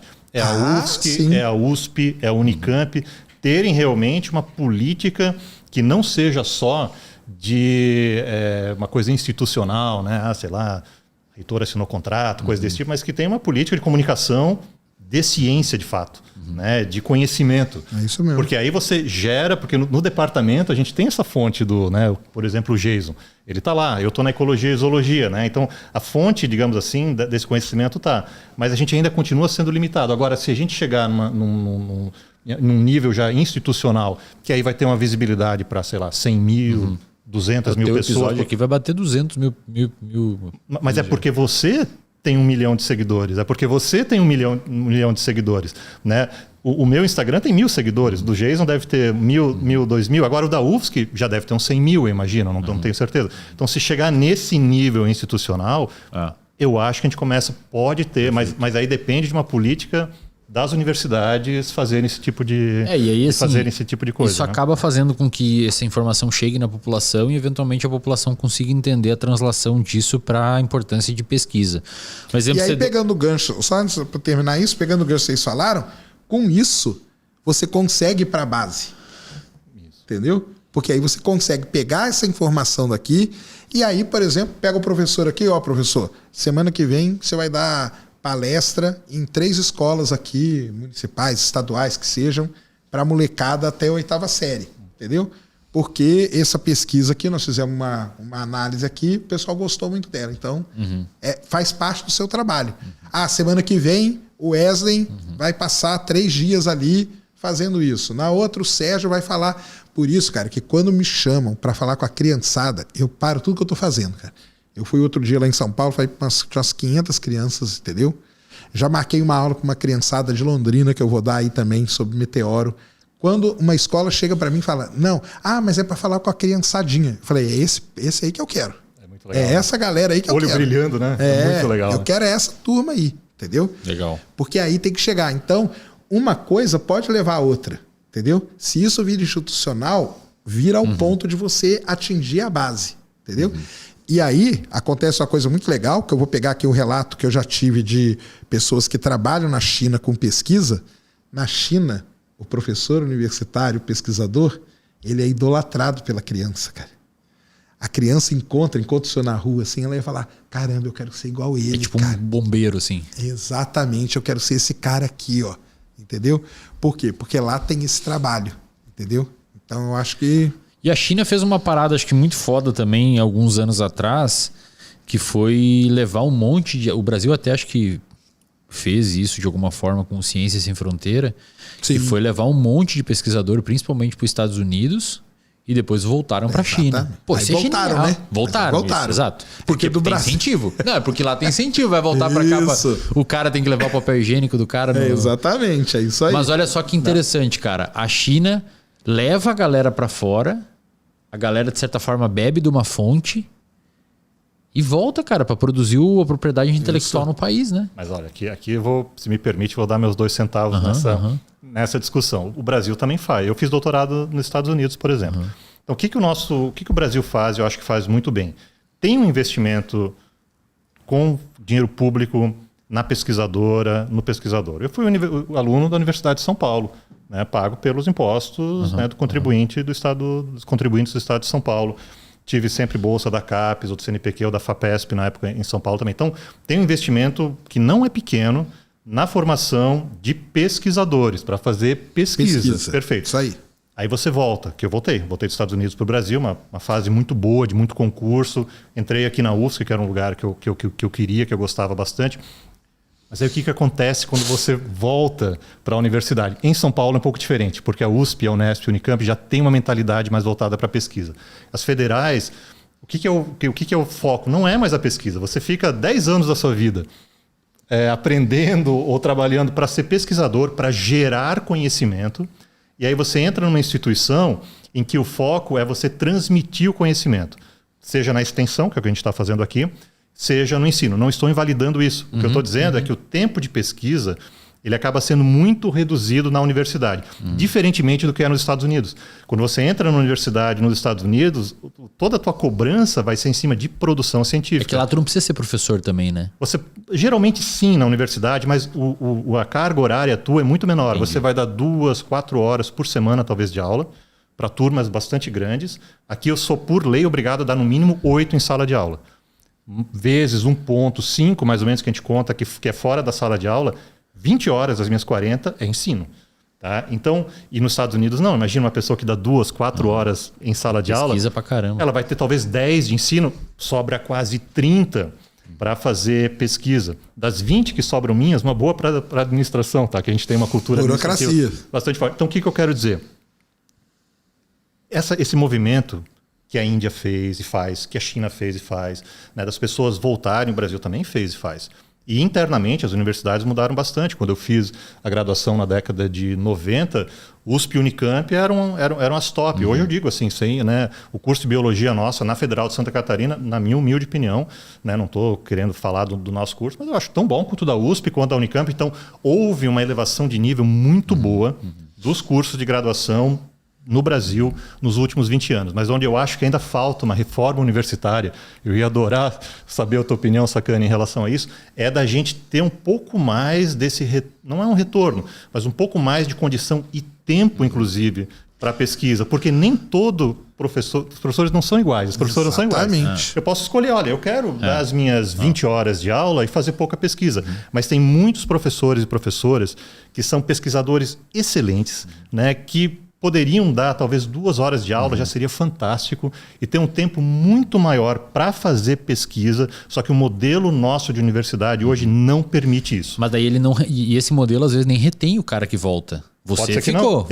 Eu, no meu departamento, tive uns 3 professores que beberam da água lá dos Estados Unidos, de você pedir um reagente hoje e amanhã tá no seu laboratório, e não igual aqui que demora 6 meses e às vezes nem vem em dólar ainda. O cara bebe da água de lá, que faz uma pesquisa andar rápido, tem técnico pra caramba. E ele não fica aqui, cara.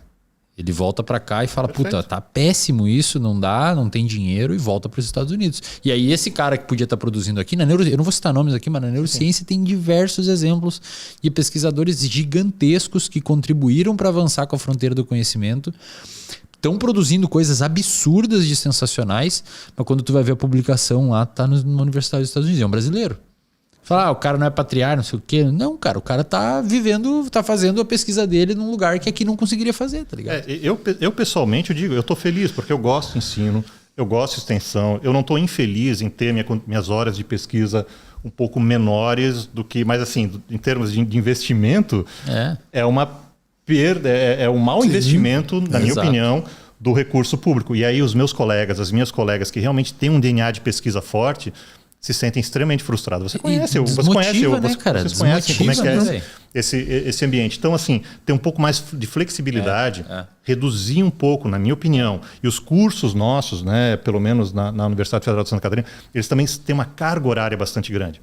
Então, a gente poderia, na minha humilde opinião, reduzir um pouco a carga horária de alguns cursos de graduação, estimular as alunas e os alunos a serem um pouco mais independentes nos seus estudos, menos dependentes da professora e do professor, reduz a carga horária dessas professoras e professores e eles podem e elas se dedicar um pouco mais à questão da pesquisa, que no fundo é o que elas foram treinadas por 10, 15 anos com dinheiro público. E nos Estados Unidos não é muito diferente não, tá? Boa parte lá é da NSF também, que é dinheiro público também. Eu acho que seria uma maneira mais, né, eu acredito que seja mais eficiente para utilizar. O que você acha, Sacani, em relação a isso? Eu sou dessa linha aí também. Mesmo porque também, quando você volta para dar aula, você vai dar aula de matéria que você nem é o que você estudou. Muitas vezes, Aí você, além de não estar pesquisando, você ainda fica frustrado por não estar dando aula naquilo. Aí só vai conseguir mesmo ter a sua disciplina anos depois sofrendo ali, né? Então, isso aí com certeza, cara. Com certeza tinha que ser um negócio muito mais flexível, pegando aí o que o profissional tem de melhor. Igual você falou, né? Tem cara que ele é muito bom pesquisador, cara, então foca nesse cara aí, escreve paper pra caramba, gosta de ler paper pra caramba. Esse cara não, aquele ali ele é mais pra área de ensino. Cara, então é esse cara aí, vai nisso aqui. Bota dar aula pra caramba e não fica cobrando paper do cara, né, meu? Porque essa cobrança aí, ela é muito grande. Mas aí é o sistema, né, cara? Enquanto o sistema não mudar, aí não vai ter essa... Isso não vai ser bottom-up, isso não vai ser da base... Porque você esbarra numa questão de legislação. Chega um momento assim, eu não posso dar menos do que 8 horas semanais em sala de aula. Em média, né? Claro, tem semana que eu dou mais, tem semana que eu ministro menos. Assim. Então, é uma questão que tem que ser realmente... Mas aí também o que acontece, né? Tem muito professor que nem vai dar aula, cara. Entendeu? Falou, quer saber? Tô de saco cheio disso aqui, cara. Vou dar introdução à geologia? Não vou, entendeu? Não vou. Pega um aluno... Entendeu? Isso aí acontece aluno muito. De doutorado. Cara, vai lá dar aula, vai ser bom pra você. O cara nem aparece. Pô, e o aluno gosta pra caramba também, né, cara? O aluno vai lá. Mas Para aluna, por aluno, não é uma coisa ruim. Não é. Claro, é errado você usar a pessoa, digamos assim. Isso. Mas essa pessoa na pós-graduação ter um pouco mais de experiência legal. em sala de aula, eu acho muito legal. Eu fiz estágio de docência e foi uma das coisas mais sensacionais que eu fiz, cara. Dei aula para odonto e foi sensacional. Sensacional. Putz, Legal, sim. Mas daí foi por vias institucionais, não foi meu professor que me botou lá. Foi estágio de docência mesmo. Deixa eu perguntar, vamos mudar de assunto. Sacani, o que a gente conversou desde o início do episódio, né? De troca da matriz energética, carros elétricos, exploração espacial, não sei o quê. Seria o Elon Musk, cara, o salvador da humanidade? Ainda bem que você perguntou essa pra ele, viu? O cara tá fazendo carro elétrico, tá fazendo. Qual que é a parada do Elon Musk? Muitos críticos. Eu comprei a biografia dele agora pra ler. Né? E a galera fala assim, pô, cara, tu fica vangloriando o bilionário, tu é um cara vendido. Quais são efetivamente, do ponto de vista técnico, os avanços que as empresas do Elon Musk proporcionaram para a área aeroespacial? Cara, assim, para a área aeroespacial, você não tem nem comparação com nada que já foi feito, né, cara? Realmente ele avançou, não é questão de fazer uma coisinha legal ou outra. Cara, realmente... o negócio dele voltar um foguete, você poder usar aquele foguete várias vezes, isso aí é um negócio, cara, que não tem. Isso aí era um sonho de muita gente. E só para falar também que não foi ele que fez, né? Ele teve a visão e teve a grana para colocar culhão em cima. Também, né? Tem que ter Exatamente. culhão. Também. Porque ele queimou muito dinheiro durante anos, cara. Era queimar dinheiro. Literalmente era queimar dinheiro. Era lançar foguete explodir toda hora, tal, voltar e não dar certo, explodir na plataforma, explodir na balsa e tudo. Ele foi queimando dinheiro até ele chegar no ponto que ele está hoje. Mas hoje, cara, por exemplo, o ônibus espacial, ele custava 1,5 bi para ser lançado. O ônibus espacial, todo mundo lembra, aquele do tanque laranja, 1,5 bilhões de cada lançamento daquele. Existe uma empresa nos Estados Unidos chamada ULA, United Launch Alliance, que metade dela é Boeing, metade dela é Lockheed Martin, que é uma empresa muito famosa no setor militar americano. Ela tem os foguetes dela, Atlas, Delta e tudo mais. Cada lançamento ali da ULA já era bem mais barato que o ônibus espacial. Mas era na casa ali de uns 400 milhões, 300 milhões de dólares. O Falcon 9, que é o do Elon Musk, o primeiro, que se você lançar ele uma vez, eles dizem, né? Só para falar que esses valores não são oficiais, que ninguém sabe, mas é cogitado por aí. É 90 milhões. Se você lança um reutilizável, isso cai para 30 milhões. Então o gráfico é 1,5 bi, 300 milhões, 30 milhões. Caraca, velho. A injeção de dinheiro em tecnologia fez o bagulho reduzir pra caramba. Reduziu muito, cara. Provavelmente até já se pagou se você for fazer o cálculo, né? Com certeza. O dinheiro que ele queimou já se pagou. Já se pagou. Por isso que ele lança satélite pra caramba e tudo mais. E o novo foguete dele, que é o Starship, que é aquele gigantesco de 120 metros de altura, que é o que vai para a Lua e tudo mais, esse foguete cogitam que vai ser abaixo dos 10 milhões. Caramba, cara. O que é dito dentro da indústria aeroespacial é que esse foguete só, ele vai falir a própria SpaceX. Mesmo sendo um foguete da SpaceX, entendeu? Imagina de tão barato que vai ser, cara. Ele falha a própria empresa, entendeu? Se ele fosse uma empresa separada, não teria outra empresa para disputar com ele. Isso é o nível de avanço tecnológico que ele bancou e conseguiu chegar. E o rolê do foguete voltar, isso era esperado mais ou menos para que ano? Cara, na verdade, existiam só muito rumores, mas ninguém nunca tentou fazer isso na prática. O pessoal sempre achou, cara, mais fácil, cara, lança aí, destrói, a gente constrói outro e lança de novo e tal, entendeu? Porque parece que o vídeo tá ao contrário, né? Parece, né? Parece, mas parece que o vídeo voltou. Porra, é muito bizarro. Legal. E numa balsa lá no meio do Numa balsa drone, né? Ela tá lá sozinha lá. Véio. É impressionante, cara. E o mar que não é tão calmo assim. Às vezes pega um mar fudido e ele pousa perfeitamente, cara. Atualmente ele não perde mais nenhum. E cara, isso é um negócio muito revolucionário, cara. É muito revolucionário. A analogia que a gente faz é o seguinte, para quem não entende. Imagina você pegar um avião de uma São Paulo para o Rio, na hora que o avião chega no Rio, você destrói o avião inteiro, tem que construir outro para voltar. Você reutiliza o avião várias vezes. É isso que ele fez, entendeu? Se você chegou até aqui, escreva Foguete Não Dá Ré. E considere se inscrever no Café com Darwin, o canal que aborda o tema ciência e evolução. Seja muito bem-vindo, seja muito bem-vinda, muito obrigado pela sua audiência e até o próximo vídeo. Menos ignorância, mais evolução.